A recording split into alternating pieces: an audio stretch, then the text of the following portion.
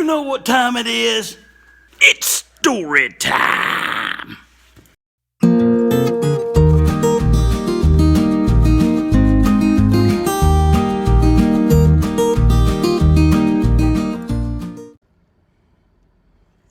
When I first moved back to Kentucky, I thought it would be a great idea to establish my name by, of course, going the extra mile.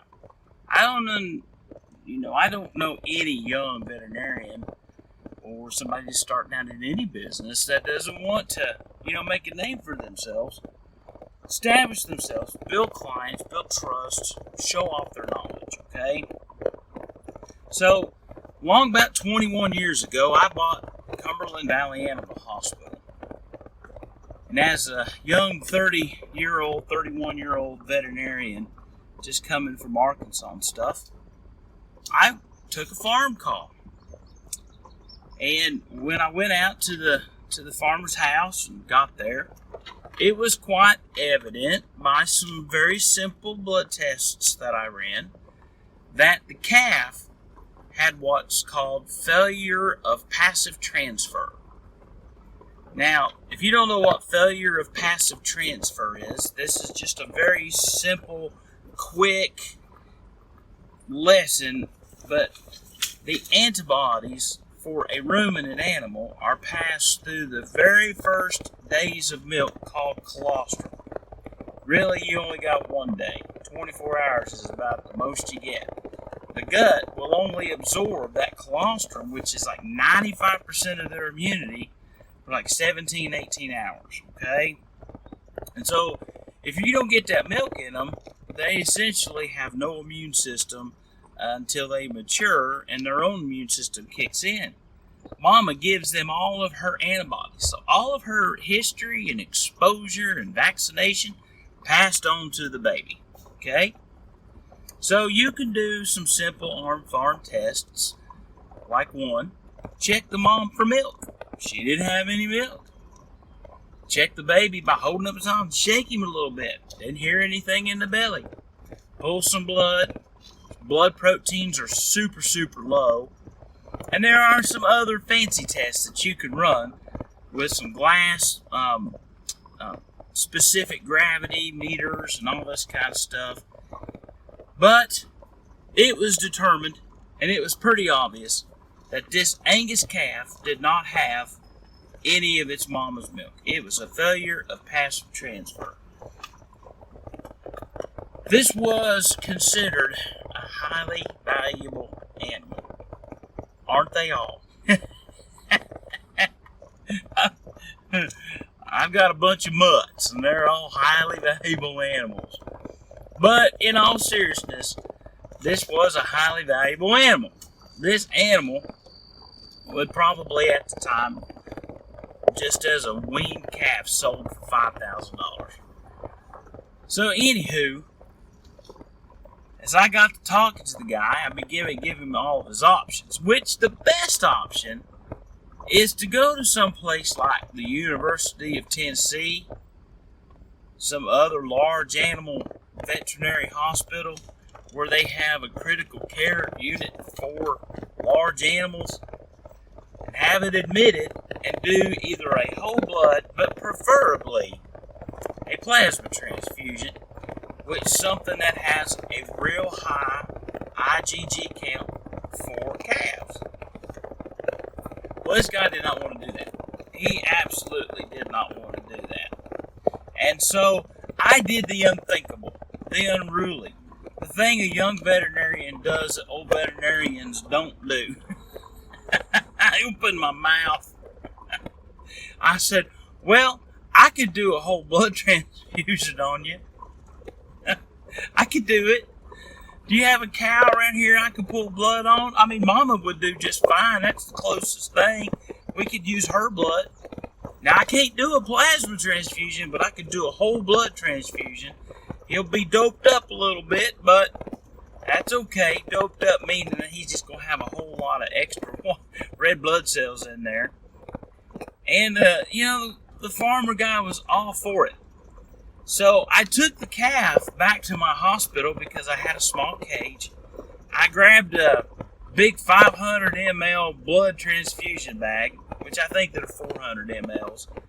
And it may have been a transfusion bottle back then, so it might have been 500. But regardless, I went back out to the farm and I collected a whole unit of blood from this cow. Raced back to the hospital. Now, mind you, time is important on this, okay? So I was real careful. I prepped up this little guy's ear. I found me a nice little ear vein. And, I mean, amazing skills. Pat yourself on the back. Amazing skills. I got the catheter in that calf's ear, and I locked it down. Now, a jugular calf or some others would be probably preferable, but I didn't have that luxury. I got an ear vein in, and I thought this is going to be grand. So I got all the IVs and stuff hooked up, and I hooked up the apparatus, and I got everything running, and the blood was going in, and that was great. Man, I had worked all morning, 4.5 hours I had invested in this one calf.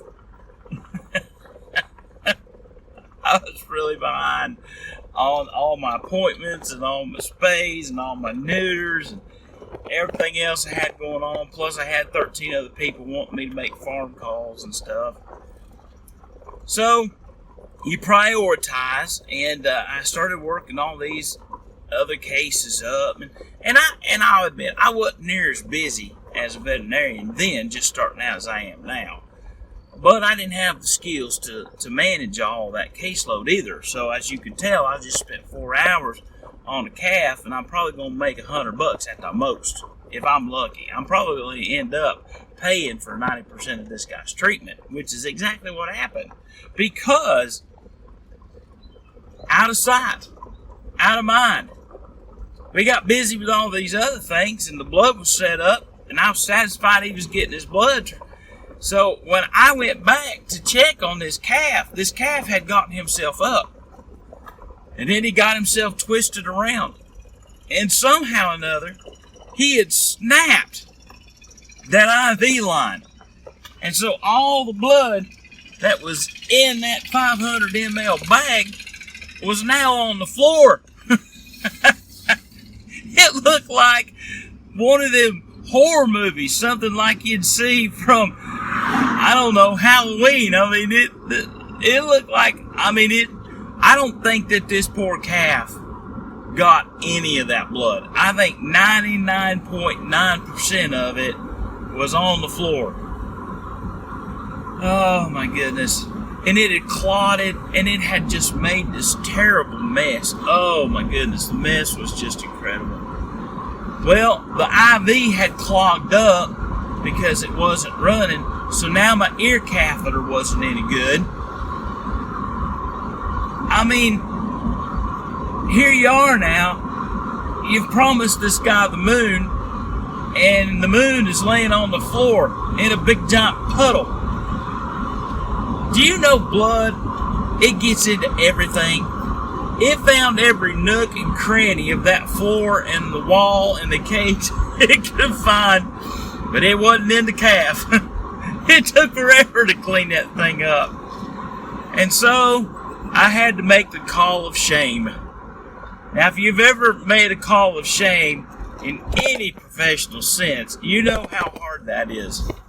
Because, number one, you got to admit you screwed up. Number two, you just cost you a whole bunch of money. Number three, you cost yourself a whole bunch of time. And that is so precious. I mean, time is just precious. But I called the farmer up. Instead of, just covering it up or saying that it was going to be good enough, I went ahead, called the farmer up and said, buddy, I've spilt this blood all over the floor. I'm going to have to come back and get some more. And to his credit, he was pretty gracious about it, although I did have to put up with some kind of these remarks like, do I need to call another veterinarian to give the blood? Are you going to drop this one? How much is this going to cost me? You know, all the passive aggressive stuff that you can possibly cook up. You know, I had to listen to it. Regardless, I went back to the clinic, and this time I actually put a big old long 20 gauge jug catheter and sewed it in this calf, and I gave him a whole blood transfusion. I have no idea if that saved that calf's life or not. It lived, it made it because I kept up with it, but I don't, you know, I can't say 100% sure that it saved its life, but I want to think that it did. After spilling all that blood and going through all that trouble. Well, anyway, I don't really have a moral to the story, except when you're dealing with blood, just be careful. God bless HyddenWell. I hope y'all have a very blessed day and a very blessed evening and a very blessed week. Getting ready to get up here on the main road, so I need to hang up anyway. God bless. Bye-bye.